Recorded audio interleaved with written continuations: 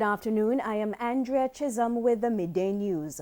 A special welcome if you're watching on onespotmedia.com. We begin with a developing story. Police in St. Elizabeth are investigating a shocking daylight robbery at a Western Union in the parish capital. It's reported that shortly before 10 this morning, 3 armed men with guns entered the Western Union on Main Street, Santa Cruz. Several customers near the establishment took evasive action by running, and the security guard was ordered to lock the door. Customers told to lay on the floor while the men demanded money. It's not clear how much money was stolen, but the men escaped through the back of the building. No one was hurt. Energy Minister Favour Williams is dissatisfied with the actions of pump attendants at the Fesca gas station in Mandeville, Manchester, as workers did little to prevent unsuspecting persons from going on the compound during the gas leak ahead of Friday's explosion. Speaking at a press conference at the ministry a short while ago, Mrs. Williams said employees should have been more alert. Would we have loved to have seen at least cones put in the area so that it could be avoided by motorists, people walking around and all of that? Yes. I think, in all honesty, looking on, we would have loved to have seen captured on that video just greater attention, greater alertness about the situation. But having said that, again, in conversations with the owner, once he was alerted to what was happening, he took steps, but I think it happened so quickly. The Energy Minister was also concerned about those injured during the fire and says steps are being taken to prevent a recurrence. One person died trying to turn off a safety valve to ensure that it didn't escalate. So you can see how quickly this just got out of control. So obviously this is something we would not like to see repeated at any one of our 320 stations across Jamaica. The Jamaica Labour Party JLP has filed a report with the political ombudsman regarding an incident in which a supporter was attacked by persons aligned to the People's National Party PNP. It reportedly happened while the JLP was campaigning for the March 2 by-election in southeast Clarendon. In an interview with our news centre, JLP General Secretary Dr. Horace Chang said it was unfortunate that persons had to resort to violence. The police commissioner will be contacted. We are urging calm and sobriety by all the activists down there from both my party and those who might support independent candidates. And I will also ask the Commissioner of Police to ensure his team in Clarendon are on the alert to deal with anybody who would break the law. The police must take every step to preserve peace, protect safety of the citizens. The incident took place about 2 o'clock yesterday afternoon in Jungle, located in Cornpeace, Hayes. According to the JLP, one of its supporters tried to videotape the incident but was physically assaulted and injured in the head, back and leg. The party says the matter was reported to the Hayes police station. And the JLP's candidate in southeast Clarendon, Pernell Charles Jr., says the incident will not halt his campaign. He is calling on PNP President Dr. Peter Phillips to condemn the attack as campaign activities intensify. Giovanni Dennis has more. We will not be deterred. We have a campaign to continue. Pernell Charles Jr. of the ruling Jamaica Labour Party insisting Sunday's attack was a backward step. To the perpetrators, he charged, I speak directly to you. You who believe you can block my supporters with your car. You who believe you can say to supporters of the Jamaica Labour Party that you can't come in here. You don't own any piece of Jamaica. Jamaica is for Jamaicans, not for any party, whether PNP or JLP. He chided those involved, saying only a lack of intelligence drives people to react so violently to political opponents. He was beaten on the ground, kicked in his head. A young man simply supporting the party of his choice. I don't know where in Jamaica there is any space for that kind of rubbish. He says the incident is an embarrassment and called on President of the People's National Party, Dr. Peter Phillips, to take action. To denounce and condemn that action. And he must rein in the persons who are leading in this seat and doing things undermining the democracy in Jamaica. Jamaica is moving on from that. Time for new politics. He urged JLP supporters not to retaliate. Leave this to the police and to the bigger police. The Almighty God is watching. And as I said to somebody this evening, when God picked me, put up for leadership, he must get attacked. There's growing political frenzy in southeast Clarendon ahead of next Monday's March 2 by-election to replace the JLP's Rudyard Spencer, who recently resigned. Derek Lambert, who formerly ran on a PNP ticket, is running as an independent against the JLP's standard bearer, Pernell Charles Jr. Giovanni Dennis, TVJ News. In the meantime, PNP caretaker for Clarendon South East, Patricia Duncan Sutherland, insists the JLP supporters had provoked violence. They were there on the road, going to canvass. The JLP supporters came down the road, began the usual exchange of banter in the campaign. One of the JLP supporters started to videotape one of our supporters. She said to him, "Do not videotape me," and attempted to push the phone from in front of her face. As she did that, he chucked her, and then there was a little scuffle. She adds that the PNP supporters later apologized. Because we know that we operate in a politics of partnership and love in Southeast Clarendon, they agreed that that was not the way that they wanted to be reflected in the politics. And so you will have seen on social media some videos with them apologizing for the words that they used, and that's not the way that they want politics to happen in Southeast Clarendon. And it's time for a break here on the Midday News, but stay with us. We have more stories right after these messages.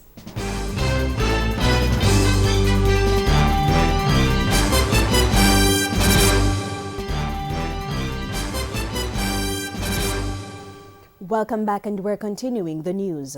Attorney General Marlene Malahoo Fort is confident that based on discussions, stakeholders will be able to tackle violence in schools. A committee involving parents, teachers, and students is to be established. Mrs. Malahoo Fort, who is very concerned about recent incidents of violence in schools, says the government is taking the matter seriously. I can't hint at what the minister will be coming. What I can say to you is that it will be thought out, and the attempt is to ensure that it is effective in addressing the problem. I think sooner than later he will address the nation on it, because I know it is a major concern to him. Would it be something that the ministry can deal with on their own, or will need to pass all your of hands? Government will come to bear on this problem. Schools are a place of learning, and at the end of the day, people should emerge being teachable and know how to behave themselves better and treat each other with respect and dignity. And what we're seeing is a far cry from the level of respect that is to be shown. There have been several videos and reports of violence between children as well as attacks on teachers. The National Solid Waste Management Authority, NSWMA, says it's putting plans in place to address breaches of the anti-litter law to include public urination. It follows a TVJ News feature, 9-Day Wonder, which highlighted the ongoing problem and a lack of enforcement. Herman Green has the follow-up. The seeming limited enforcement of the law to prosecute persons who pass bodily fluids in public has been attributed to one main challenge: enforcement officers. We do have enforcement officers. Do we have enough? No. We need more boots on the ground, and I'll admit that upfront. That's why Executive Director of the NSWMA, Audley Gordon, says there has been sporadic enforcement, with most offenders not being fined. As a result, the practice continues unabated. However, when asked what, if anything, would be done to address the issue going forward, Mr. Gordon insisted that he is already working on the matter. in speaking with the powers that be, we have put forward the argument for a significant increase in the number of enforcement officers that we have. I'm talking about at least another 100 well-trained enforcement officers, properly equipped with motorbikes and SUVs, and so they can respond in real time. If we get a call, we can move decisively on it. Right now, we don't have that sort of capability, and we need to look to improve in that area. He noted that because the practice stems from a culture that developed over decades, a collaborative effort is needed to create change. He suggests that, in addition to more enforcement officers, technology, in the form of cameras, will also play a part in holding offenders accountable and serve as a deterrent for others. But also, he wants all stakeholders to get involved. Not just the NSWMA, not just the police, but even the regular folks that traverse the area that are not in agreement. Give us a photograph, give us a video, something that we can action, because there is a lot of infractions that have been committed, but you cannot prosecute when you are not there, you are not getting the hard evidence of it. Herman Green, TVJ News. Member of Parliament for South St. Catherine Fitz-Jackson is standing by his position that the Bernard Lodge lands should not be used for housing development. Speaking at a recent meeting hosted by the Sugar Company of Jamaica, Mr. Jackson explained that the proposed plan could cause trouble for residents in the future. Details in this report. Member of Parliament for South St. Catherine Fitz-Jackson speaking at a Sugar Company of Jamaica meeting in Portmore on the weekend. Mr. Jackson explained that his criticism of the proposed Bernard Lodge development is based on past experiences. He said oftentimes after a development is completed, residents are faced with various challenges. According to Mr. Jackson, the Gore development in Greater Portmore is one example. So in the case of Gore, we insisted, because they wanted to put the sewer in the Greater Portmore sewage pond. That had reached maximum capacity already. And the residents around 2 East and 2 West were complaining miserably about the stench that they have to live with. And I had 4 schools, Greater Portmore High, Greater Portmore Primary, Sabina Basic, Greater Portmore Basic, 4 schools, 2 basic, 1 primary, 1 high school, immediately adjacent to the sewage pond. And when it rains? When the rains fall heavily and the place flood, who they call? Not the Prime Minister, the Minister of Housing, or the Minister of Local Government. It is myself, the Mayor, and the Councillor, because I see no one else. Those are the real experiences that inform the positions that I take. So when people can talk all kind of fancy talk, it don't mean anything to me because I know what the reality of the people is when all the talk is over. Mr. Jackson fears that residents in the neighboring community will be negatively impacted after the Bernard Lodge development is completed. He believes lands are not suitable for housing and should be preserved. It has the most extensive irrigation system in place that has been paid for by taxpayers' money. It also, we were told by NEPA over the years, no housing development there, no industrial development over there, because the aquifer that preserves the water supply to this area must be preserved. Milton Walker, TVJ News. An economist is urging the government to spend more on agriculture and national security. Mark Ricketts was a guest on the latest edition of The Exchange, a financial gleaner and JNN Business Forum. More in this report. The government is looking to spend roughly $6.4 billion less for the 2020-2021 fiscal year. That's mainly due to the amount being set aside to pay the debt, almost $30 billion less. For economist Mark Ricketts, the upcoming budget will not spark the economic changes he thinks the country needs. I just think that it's time that the country now takes on a transformational approach to development. We're no babies any longer. We have got rid of the IMF, although they still, will provide technical assistance. So we have to do something now where we break out, where there's an excitement when this budget comes, that people believe, yes, we understand now change has to come, and it has to be significant. He adds that agriculture is in need of transformational spending. $10.6 billion was allocated to that ministry for the new fiscal year, an increase of about $384 million. Agriculture can't be underfunded if that is to drive anything value added and if that's to drive part of the growth and development we're looking for. So when we come with a $10 billion agriculture budget, where it has been for the last 2 years, you're telling me you're not serious? And admittedly, I mean, they have moved up the capital budget in agriculture to 3.0 billion, but this includes fishery, industry, agriculture, and you're telling me now that you have made a statement? No, you haven't. Research and Economic Officer at the Economic Growth Council, Keenan Falconer, points to other areas which need increased funding.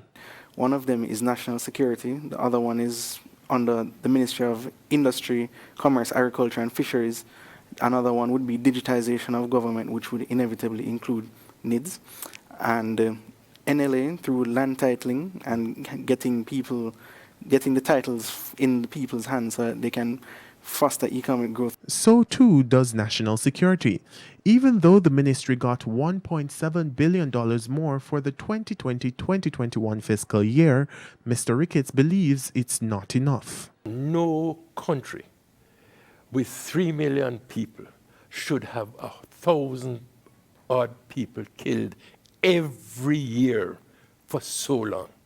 That to me is inexcusable. But it's not all about the monetary allocation to law enforcement officials. Social changes are also needed.